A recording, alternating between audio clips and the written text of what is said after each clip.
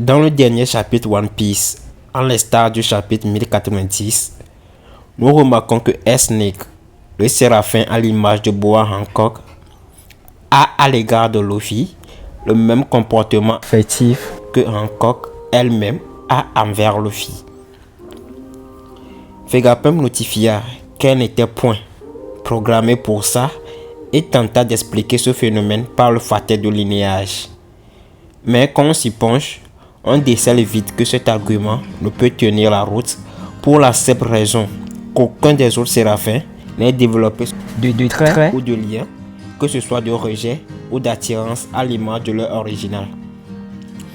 Snake est la seule dans ce cas. Qu'est-ce qui explique cet état de fait? Tout d'abord, on commence par Barbe Noire, Tite, qui dit ne pas vouloir laisser ça au gouvernement mondial pour ensuite se déplacer sur Amazon Lily où son intérêt s'est porté sur le fruit de l'impératrice. On pourrait trouver cela normal, vu que Tite est un chasseur de FDD, sauf qu'il s'est déplacé personnellement pour ce fruit, pendant qu'il envoyait Aokiji sur Whole Cake chercher Pudding, qui s'avère de loin être plus importante qu'un simple FDD. Ensuite, Vegapunk stipule que le FDD serait la matérialisation des désirs et volontés des hommes. Plus qu'une matérialisation de désirs, on assiste à l'éveil du FDD de Luffy, à la réincarnation d'un dieu antique, à l'instar de Nika ou Joy Boy. Monkey D. Luffy serait donc le seul à avoir mangé un fruit divin.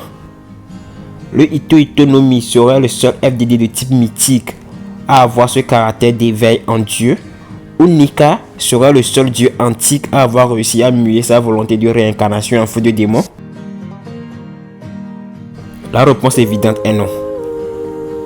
Après tout, on parle du Ito no Mi modèle Nika, ce qui sous-tend qu'il y a la possibilité d'autres modèles. Et en effet, on a d'autres modèles du Ito no Mi, à savoir le Ito no Mi modèle Bouddha du Sengoku. Nous mettons en parenthèse tout ce qui pourrait concerner la problématique de l'existence du Ito no Mi modèle Bouddha de Sengoku.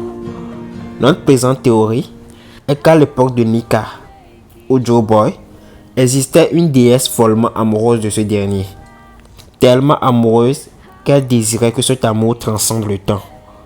Ainsi, à l'instar de son amant, elle réussit à se muer en FDD. FDD qui serait le Mero Mero no Mi, conditionnant ou prédisposant son détenteur à un amour inconditionnel envers le possesseur du Ito no Mi, modèle Nika.